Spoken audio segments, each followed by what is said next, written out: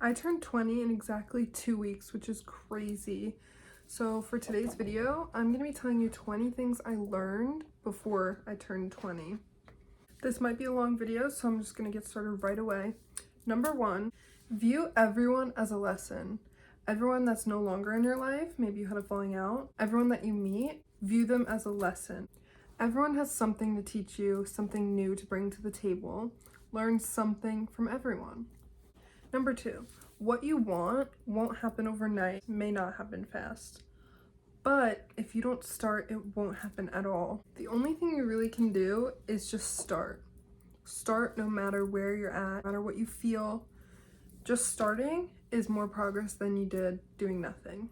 So this is really motivating for me because I feel like every day I try to make an excuse for why I shouldn't start. But then a week later, I'm like, I could have been a week in with my progress.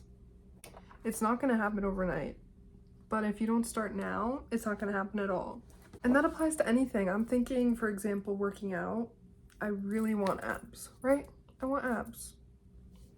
I could say that all I want, but if I don't start doing an ab workout, if I don't start taking steps towards getting abs, it's not gonna happen just because I want it to. Number 3, you are not too old. I used to want to be a YouTuber so bad at age 12, okay? By now, I could have had 1 million subscribers, but I thought at age 12, I was like, I'm too old. I'm done. It's over. I'm too old to start. So finally, now I'm 19, a couple months ago, I was like, I'm just gonna start now. And here we are. I thought I was too old then. Of course I thought I was too old now. No, you're not too old. You're not too old to try this new thing or this new hobby. These are limiting beliefs. Thinking you're too old, thinking you're too anything to do something is a limiting belief, okay? Limiting beliefs hold you back, which again ties into the previous point about progress. We want to make progress every single day. At least make a little progress towards your goals every single day. And limiting beliefs, they're just that. They're beliefs. They're in your head, okay? So don't let these limiting beliefs hold you back from something you truly want. Number 4, and I need you to come real close for this one. There are no problems in the present moment. There's nothing to be anxious about in the current moment. Think about it. Any worries you have, I shouldn't have done that. I shouldn't have said that. You're worried about tomorrow. Oh my god, I have that test. I don't know this weekend if I want to go. I don't know these people really well. These are all the past or the future. There's nothing to worry about in the current moment. Of course, there's always an exception. Like if you're in a scary situation, of course you can worry in the present moment. But this is more shift your mindset and think there really isn't anything to worry about right now. I'm in a good place in this moment right now. I don't need to worry. There are no problems in the present. Number 5, successful people do not have to prove that they're successful. Successful people do not brag. Successful people do not flaunt. They are just successful and continue to work. I don't think there's much more I need to say, but successful people, you'll notice, do not have to prove that they're successful. They know they are. They know their worth. They don't need the satisfaction of telling other people or showing off that they're successful. They just are. Number 6, you truly can learn anything, okay? The brain is like a sponge, and you're meant to learn every day something throughout your entire life. You think you go through K through 12 school and you're learning really everything you can K through 12. And then some people go to college, some people go straight into the workforce, and now you're an adult and you're like, well, I'm not in school, so I'm not learning. I don't have to learn. But learning is a privilege. Nobody can take away your knowledge. Through practice and repetition and continuing to learn, it will stick and you can learn anything. And this is really important to know because sometimes when you hear the word learning or studying, you think history or math or science, or at least those are the subjects I think are boring. You think of it as boring. But it can be so interesting and so beneficial to ourselves. I'm gonna use my own example. I learned confidence, okay? I know that sounds crazy. If you met me 4 years ago, I was so insecure. I hated the way I looked. I hated the way I was. I hated myself, truly. But I knew I didn't have to stay that way and that I wanted to be confident. I saw all these other girls. They were beautiful and confident, and I was beautiful. I just didn't think I was. I didn't know it myself. So I did everything I could to learn confidence like they had. I watched videos. I read books. I read books about confidence. I put things into practice with people I met. Side note, a key thing I learned about confidence, truly fake it till you make it. If you act confident and truly act, put on a brave face and act, people just see you as confident because they don't know you're acting. Not to say not to be authentic, try to be as authentic as you can, but with confidence especially, fake it till you make it. And that could be said about a lot of things. Now I'm confident, I know my worth, and that's because I learned over time how to get to this point that I wanted. Back to learning, you don't have to learn about subjects you find boring. Find something you're interested in and watch videos about it, read about it, find a book about it. However you like to learn, go down the rabbit hole. Keep your brain always learning something new, and you can learn anything. And that goes back to what I said earlier. Strive to be better than the person you were yesterday. Every day, try to be a better person than you were the day before. Always be trying to make progress. Number 7, this I especially used as a college student, and I think this can apply to a lot of people, no matter what stage of life you are in. I will show up better tomorrow well rested and underprepared than grouchy, tired, cranky, but a little bit prepared. Might not make sense until I explain it, so let me give you an example. If I have a homework assignment due tomorrow night and I left it till last minute, I have 2 choices. I could stay up and work on it and then get less amount of sleep and be grouchy all of tomorrow, or I could just go to sleep, feel rested, and be able to do my best work tomorrow rather than stressing the night before, losing sleep, and then the rest of my day tomorrow I'm not gonna be my best. Then if I just went to bed, maybe wake up an hour earlier, but I'm well rested, I'll always show up better when I'm able to have rested, and maybe I'm a little underprepared. You will find the time to get the things that you need done. You'll be better off being underprepared but well rested than prepared but tired, cranky, grouchy, not your best self. I will show up better tomorrow, well rested and underprepared, than prepared but not well rested. Number 8, never regret the love you gave to somebody at any point in your life. Love is never wasted. Maybe you have this ex and you're like, they treated me so terribly, I regret ever loving them, they didn't deserve my love. The love you give to people is probably what they needed the most at that point in their life. You found each other at that point for a reason. You were in each other's lives at that time, for that amount of time, for a reason. And maybe you were what they needed at the time. And maybe the love you gave to each other was what you needed. But people grow apart, which is fine. But don't regret love you gave. Love is never wasted. I truly believe love can't be wasted on a person. Everyone wants to feel loved. Everyone needs to feel love. So don't regret love. You will love someone again, and you will receive the love you deserve. Number 9, kind of similar on the theme of love, become the person you would ideally fall in love with. Since I learned this, I think it was like 4 years ago, I saw this somewhere, and I truly live by this. Become the person you would ideally fall in love with.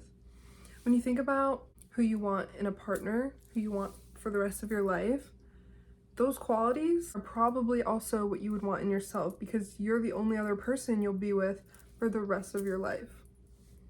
You're the only person you will be with for the rest of your life. The qualities you want in a partner, you should also have for yourself. I want a partner who's patient, kind, funny, so I will continue to work to have those attributes for myself. I want to be kind, I want to be patient, I want to be funny, I am funny. Find the characteristics you admire, find the characteristics that you care about, and work towards bettering yourself and improving those aspects of yourself. Number 10, treat others how they want to be treated. I was 16 when I learned this. I was working my first job at the time was working with kids, and my boss taught this to us. So we were taught to teach this to the kids, treat others how they want to be treated. And we gave them the example that if you and your friend get in a fight and then you're ready to apologize and you're saying, "I'm sorry, can I give you a hug?" The other kid might say, "I don't want a hug." Then you have to respect that. They don't want a hug. Maybe a hug would make you feel better, apologizing. That's not how they might feel better. They might think, "I don't want to be hugged. That will not make me feel better." It might make them feel worse. So meeting people where they're at, and that might mean asking them. Kind of obvious, but always ask people what they need from you. And hopefully they'll do the same for you. Yes, treat others how you want to be treated, but that's how you want to be treated. They might want to be treated differently. Number 11, have a reason to wake up excited every single day. And I don't just mean like a concert a few months down the line, you're like, "Oh, I can't wait for this concert." It can be that, but something small every single day. Some things I use to wake up in the morning: a cute outfit. I lay out this cute outfit I planned the night before, and then I wake up, I'm like, "Oh, I get to wear this outfit today. I'm gonna look cute." Also, having a cute little drinkity drink, okay? I get my boba every single day. It's something I look forward to. It tastes so good. I see my favorite workers every time, and I just get excited. Even if I do nothing else that day, I have that thing that I'm excited for. So something small every day to be excited for. Number 12, the chances that you are the center of someone's world are very low. And I mean this in the context of don't take things personally. The chances that you run into a friend on their bad day and they say something a little off or mean to you, the chances that it's actually about you are very low. People love to care about themselves. People always put themselves first. So if they make a comment in passing that you're like, "Why would they say that?" They're probably projecting. It's probably not about you, unfortunately. As much as we wish everything is about ourselves, it's probably not about you. So don't take it personally. They're not targeting you, they're not singling you out. They're probably projecting their insecurities onto you. Number 13, and I hope this one makes you feel hopeful. Everything is temporary, okay? And this should make you feel at peace, because anything making you worry right now will only contribute to your growth in the future. In the long run, everything is there to teach you something, a lesson, help you improve, no matter what the outcome is. Everything is temporary, which is so freeing. Anything going wrong right now, it's not going to last forever. As Taylor Swift said, nothing lasts forever. Of course, there's two perspectives on that. Nothing lasts forever. Or nothing lasts forever. It's all about perspective. So, if that makes you feel good, use it. If it doesn't, just forget it. Who am I? Continuing with perspectives, number 14 is shift your perspective to what can I learn from this to help others? Okay, and I'm going to use an example from my life that I continue to have to tell myself. So I suffer from migraine headaches, which are, my pain is here. I get headaches at least 5 out of 7 days a week for 5 to 10 hours a day. And they're so painful. And I've tried every medicine, I've tried every treatment, and still I get these migraines almost every day. But I like to tell myself, what can I learn from my experience and trying all of these treatments to help other people who might get migraines that maybe I'm friends with, my family members? What can I learn to help them and make their experience a little lighter, a little easier? So I think this is a really good perspective shift to help you realize anything going on in your life that you deem as bad or wrong, or you wish things were better, it might be happening to you because you know you're strong enough and you can handle it. But maybe a friend who's going to go through the same thing, now you have all this knowledge and these tools to share with them and help them. For another example, I went through a breakup a couple years ago at the lowest of lows, and I felt so alone. But then I picked myself up, I improved every aspect of my life, I worked out, I read books, I learned a lot, I learned so much. And then my friend was going through a similar situation, she was going through a breakup, it was rough. Now I had all these tools that helped me to get better, that I can now pass on to her and help her through it. And what I learned from that situation is this point of, what can I learn from this to help others going through something similar? Number 15, you can never go wrong with the right person. If things fall apart, then they weren't the right person. You can never say the wrong thing. This can be anyone. This can be in a relationship. This can be a friend.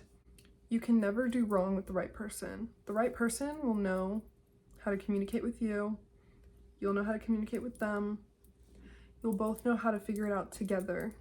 And if things fall apart, there's a disconnect, maybe they weren't the right person. Number 16, figure out what is important to you and focus your energy there. For me, something that's not super important to me is having the best grades academically. Of course, I will always do my best and try to get the best grades that I can. But if I get a B on something, I'm not stressing. If I get an A, that's great. But I'm not gonna be like, why couldn't I get an A+? I'm not worried. As long as I do my best, I know I did my best. That's all that matters to me. Other people really do care about academic grades and think grades are a reflection of their work and they take it to heart. For me, I don't. On the other hand, I care about my job and my work ethic. So I really do direct a lot of my energy towards working every single day and making money in different avenues and working multiple jobs, having a plethora of incomes, and that's really important to me. So I make sure to focus my energy on all different flows of income. That's important to me. So I put my energy there because I know that it will help me feel fulfilled. But if I was to pour energy into stressing about grades, into trying to redo a paper that I might not have gotten the best grade on, it just won't make me feel fulfilled. I'm okay with the work that I do the first time. I don't need to do a redo because I know it was my best and I'm doing my best. Another thing I care about for myself is my health.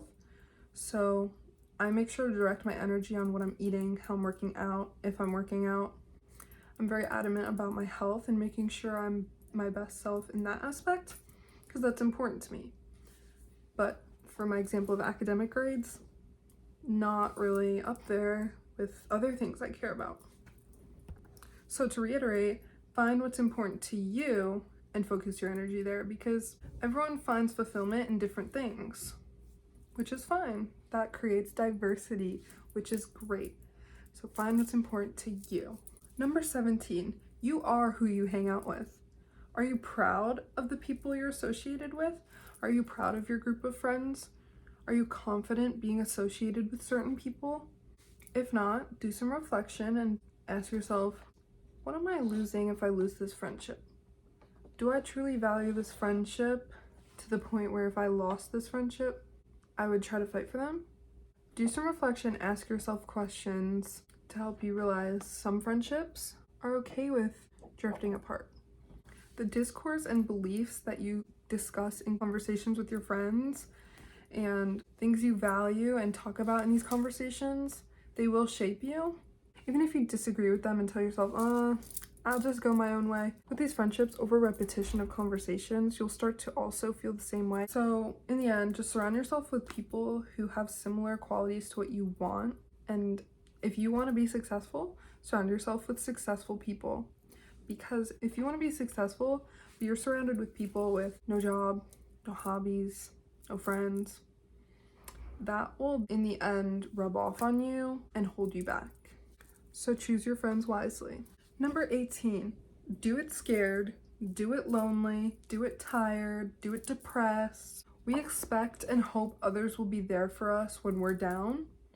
So expect that of yourself. Show up for yourself when you're down. Go to the gym even when you're tired. If you only go to the gym when you're feeling your best, when you want to reach your goal, it's going to take so much longer if you only go on the days where you're feeling your best. Every day is going to feel different, but consistency and accountability with yourself is the key to maintaining progress towards your goal. So show up for yourself, do it no matter what you're feeling. Don't act on your mood. Remember your goal and why you want it, how badly you want to reach your goal, and take steps towards doing it, no matter how you're feeling.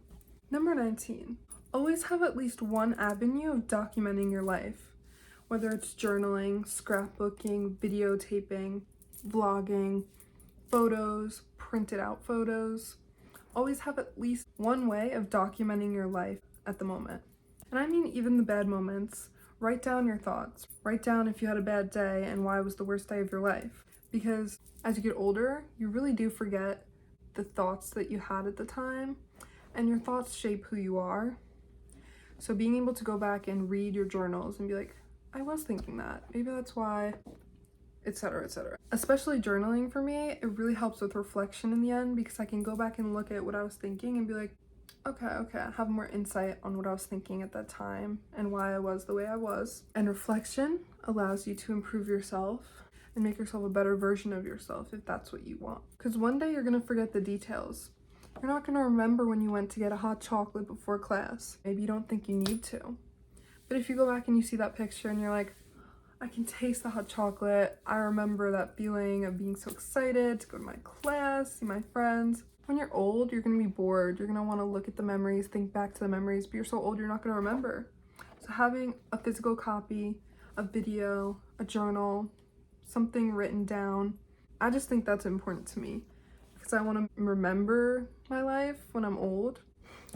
And lastly, number 20, if you know yourself and you're confident in yourself, people's opinions on you will not affect you. If you know your worth, anything other people say about you or to you, it won't impact you. And I need to use this example to really emphasize this point.